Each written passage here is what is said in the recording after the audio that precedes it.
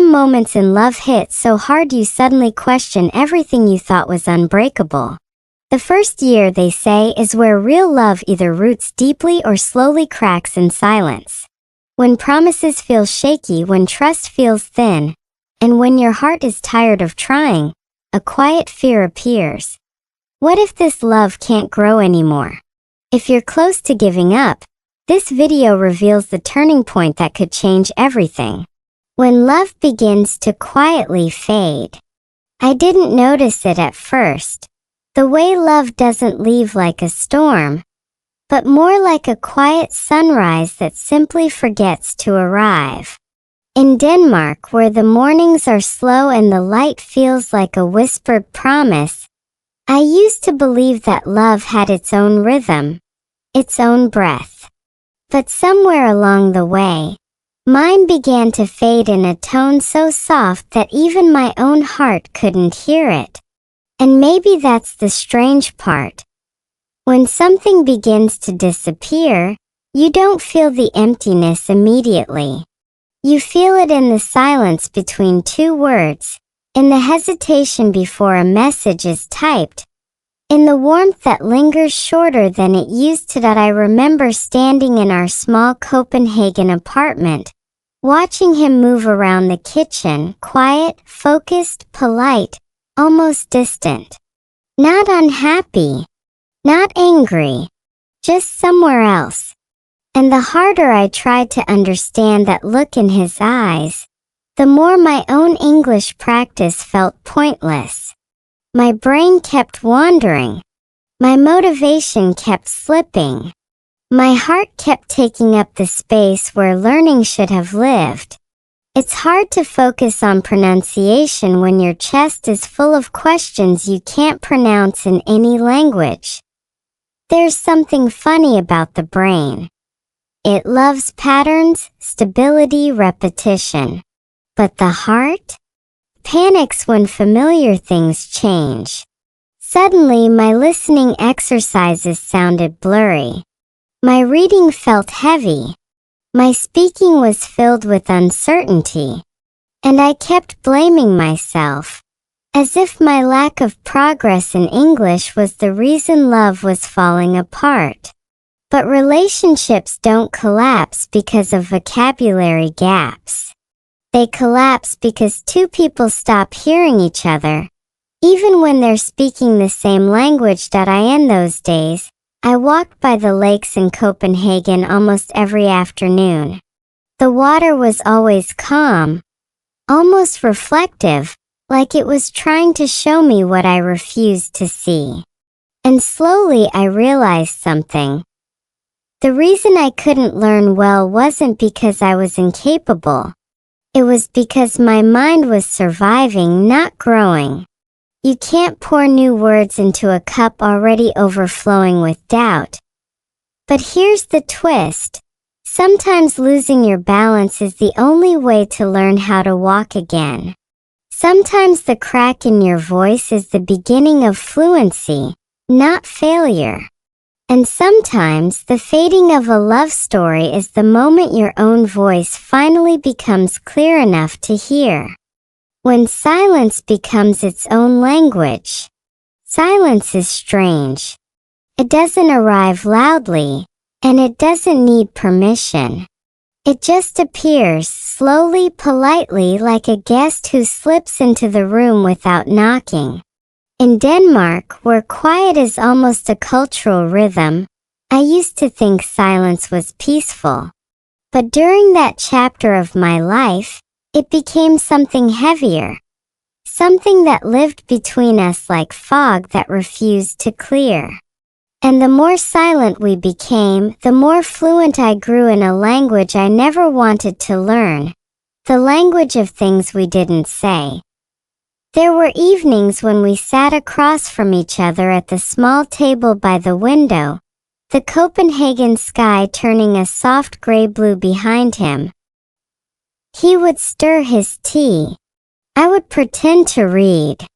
And we both knew something was shifting beneath the surface. Like ice beginning to crack, but holding itself together just long enough to pretend it wouldn't break. That kind of silence isn't peaceful. It's a waiting room. A quiet countdown. I tried to distract myself with English practice. Listening exercises, slow audiobooks, pronunciation drills, but my brain kept translating everything into emotional questions.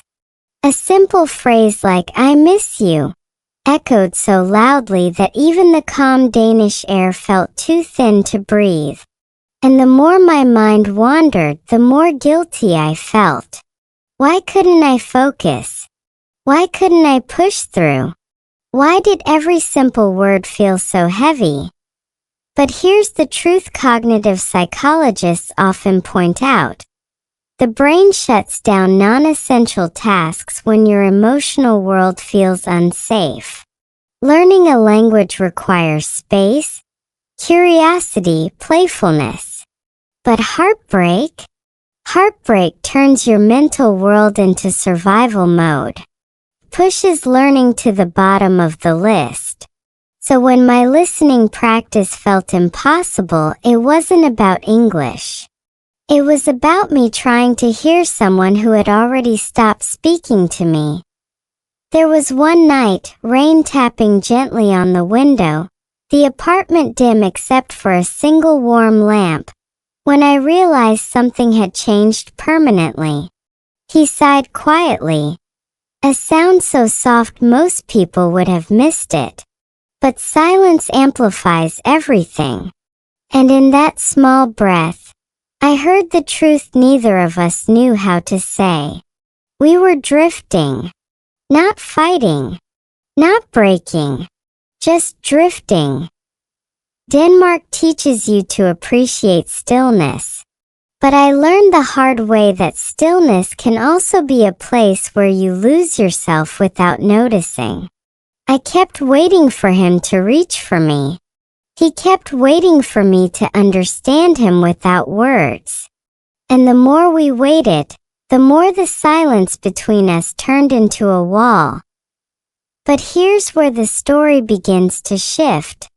Silence can hurt, but it can also reveal. When you're forced to listen, not to another person but to yourself, you start hearing things you didn't know you'd buried. Doubts, hopes, needs. The soft whisper of your own heart trying to lead you somewhere new. And that whisper, as quiet as it was, would eventually become the beginning of everything that came next. When distance starts to whisper, distance doesn't always arrive in dramatic ways. Sometimes it creeps in slowly, like a shadow stretching across a room at dusk. In Denmark, with its long winters and soft gray skies, I began noticing the subtle signs. He laughed less at my jokes. He didn't ask about my day with the same curiosity, and the hand I used to reach for his often met only air. I told myself it was nothing, that perhaps he was tired, busy, distracted. But deep down my heart recognized the warning signs that I remember walking along the frozen canals in Copenhagen one afternoon, the wind biting gently at my cheeks. I watched couples pass by holding hands, leaning on one another for warmth. And I realized something painful. The physical space between us wasn't the distance that hurt. It was the invisible one. The emotional gap that had silently opened between us. That gap was growing, and neither of us seemed to notice. Or maybe we were both too afraid to admit it first. I tried to fill the emptiness with words, sending long messages, asking gentle questions, hoping to reconnect. But his responses grew shorter, colder, or delayed. And every pause, every non-answer, felt like a little crack in the foundation I had built for us. Love, I began to understand, doesn't survive on hope alone. It requires presence, effort, and an honest willingness to bridge the gap. Not just from one person, but from both hearts. I started reflecting on my own feelings. What did I truly need from him? And more importantly, what was I willing to give without losing myself? These were uncomfortable questions, the kind that make you squirm in the quiet moments before sleep. But they were necessary. Because when distance whispers, you can either ignore it and hope it disappears, or you can listen carefully, even if it's painful. One evening, as the city lights reflected on the icy streets, I realized that staying silent or pretending everything was fine only made the space grow larger. Love is not about holding on desperately. It's about choosing consciously, repeatedly, every day. And sometimes the hardest choice is recognizing when one heart has drifted so far that trying to reach it might break you in the process. Yet, even in that distance, there were lessons. I noticed my own resilience, my ability to feel deeply, my capacity to hope even when circumstances were discouraging. It was in the quiet, in the moments when I felt most alone, that I began learning something crucial. Love doesn't end with absence. It transforms, teaches, and sometimes it shows you the strength of your own heart before teaching you about another's. By the time winter fully settled over Copenhagen, I understood that the distance wasn't only about him, it was also about me. It was forcing me to confront truths I had been avoiding, emotions I had been denying, and a version of myself I had forgotten to listen to. And in that cold, quiet city, I started to hear the whispers of my own heart again. The night I finally heard. There comes a night in every relationship when the truth finds a way to speak, even if neither person is ready to listen. In Denmark, the nights are long, stretching into soft, quiet hours that make everything feel heavier and more vivid. I remember that evening clearly. He was sitting across from me, the dim light from the street lamp spilling through the window, making the shadows of the room dance like memories we could no longer hold. For a long moment we didn't speak. It was the kind of silence that presses on your chest and leaves you breathless. I finally asked the question I had been avoiding. Are we okay? It sounded so small, so simple, but it carried all the weight of the months we had been drifting apart. His eyes didn't meet mine at first. He fiddled with a small cup on the table, twisting it slowly as if it contained all the answers. And then, in a voice so quiet it could have been swallowed by the winter wind, he admitted the truth that I felt a strange mix of relief and heartbreak. Relief because I finally heard the words my heart had been craving, and heartbreak because those words confirmed what I had feared. We were no longer aligned. Love, in all its beauty, could no longer survive the subtle cracks that had formed between us. There was no anger in his confession, only a quiet honesty, and I realized how rare, and how powerful, that kind of truth can be. As I listened, I thought about all the little moments I had ignored. The way he stopped smiling at my jokes, the way the distance had grown without a sound, the way I had tried to fix everything by myself. It all made sense now. Love isn't just about holding hands in warmth. It's about recognizing when the other heart is pulling away and being brave enough to face it, even if it hurts more than staying silent ever could. Science tells us that emotional honesty can trigger a cascade of self-awareness and healing. In psychology, acknowledging painful truths allows the brain to process grief, understand patterns, and prepare for growth. That night I felt every emotion at once: pain, sadness, clarity, and a surprising kind of freedom. Because sometimes, hearing the truth is less about them and more about discovering what you're truly capable of handling. I spent hours afterward walking through the empty streets, letting the cool Danish air fill my lungs and the quiet settle into my mind. Each step reminded me that love, even when ending, has the power to teach us about resilience, courage, and self-discovery. That night marked a turning point, not the end but the beginning of learning to hear my heart again. And though the future was uncertain, I knew one thing. Honesty, however painful, is always the first step toward clarity and the only way to truly grow.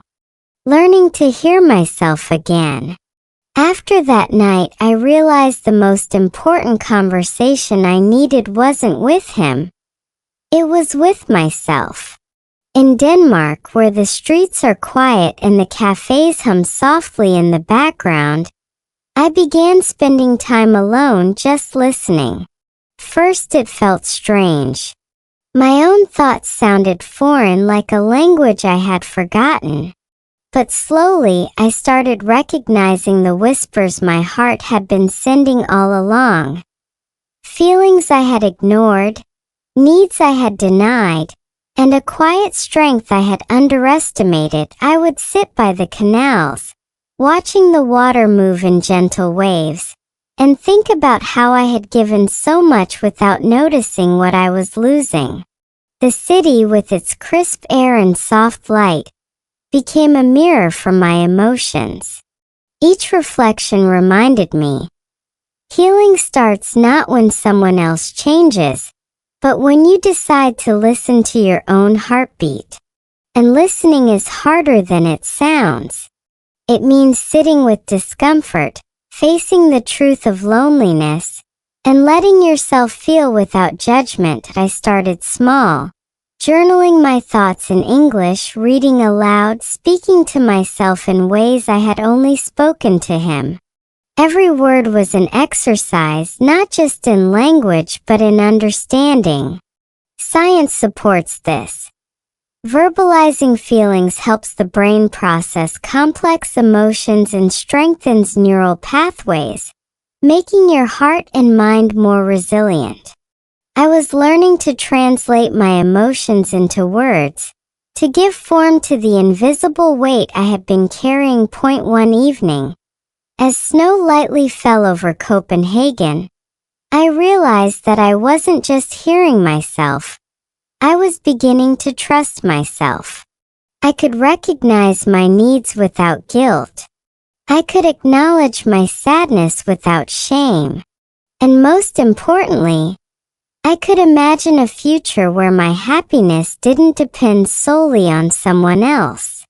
It was liberating in a quiet, almost imperceptible way, like the first light of dawn touching the rooftops.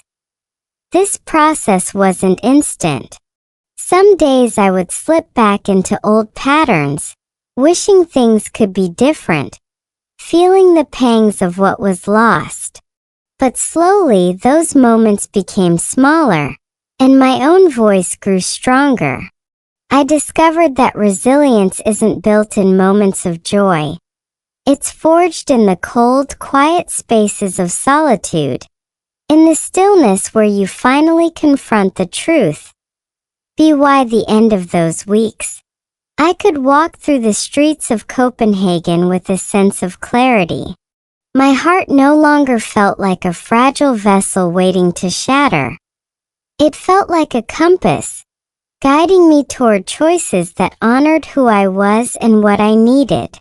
And though love had hurt me, it also taught me how to listen. To the world, to others, and most importantly, to myself. Finding strength in small moments. After learning to listen to myself, I began noticing the small moments that quietly rebuilt my heart. In Denmark, even ordinary days can feel cinematic. The soft light spilling across cobblestone streets, the quiet hum of bicycles passing by, the aroma of fresh bread from corner bakeries. These simple things reminded me that life continues, even when love has faltered, and that beauty can exist alongside sadness. Each small observation became a lesson in patience, resilience, and hope. One morning, I sat at a cafe near Nyhavn, sipping coffee while snowflakes drifted lazily outside. At first, the loneliness felt heavy, pressing down on my chest. But then I noticed the warmth of the cup in my hands, the steam curling slowly upward, the gentle chatter of people around me. And in that moment I realized, healing doesn't arrive all at once. It starts quietly in small gestures, in ordinary experiences that remind you that life and love are bigger than one loss. I began taking walks along the canals, paying attention to the way my footsteps echoed on the frozen paths, the way the air smelled crisp and pure. I practiced noticing the details, like the birds perched on the railings or the pattern of snow on the rooftops. Each small observation was a reminder that the world was still alive, and so was I. And in that aliveness, I found strength I had forgotten I possessed. Science explains this too. Psychologists note that mindfulness and awareness of the present moment reduce stress and help the brain process emotional pain. By focusing on small details, I was training myself to live fully in the present rather than getting lost in the past or anxious about the future. Each small success, each moment of noticing, each step taken, became a building block of resilience. Even the tiniest moments of self-care became acts of courage. Brewing a perfect cup of coffee, reading a favorite book aloud, or allowing myself to smile at a stranger passing by. These small victories were reminders that love for oneself is as essential as love for another. And slowly, almost imperceptibly, I began to feel lighter. My heart, once weighed down by doubt and distance, was finding its rhythm again. By the end of that season, I realized that strength doesn't always roar. Sometimes it whispers in small victories, quiet mornings, and tiny moments of awareness. And the beauty of these moments is that they accumulate, forming a foundation sturdy enough to hold you through life's storms, and tender enough to allow new love, or new possibilities to grow in time. Opening my heart cautiously again. By the time spring arrived in Copenhagen, I felt a subtle shift inside me. The snow had melted, the streets glistened with fresh rain, and the air carried the faint scent of blooming flowers. It was as if the city itself was inviting me to take a step forward, slowly, carefully, and with awareness. My heart, once heavy and hesitant, was learning to beat in a rhythm of curiosity rather than fear. I began noticing new people in small ways. A smile exchanged with a stranger on the train, a kind word from a colleague, the laughter of children playing in the park. At first, I kept my distance, unwilling to let anyone in. But over time, these small interactions reminded me that connection wasn't dangerous. Vulnerability didn't have to lead to heartbreak every time. And that awareness allowed my heart to open cautiously, like the first buds of spring peeking through frozen soil. I also started journaling more intentionally. I wrote letters to myself, reflecting on my emotions, acknowledging my fears, and celebrating the small victories of each day.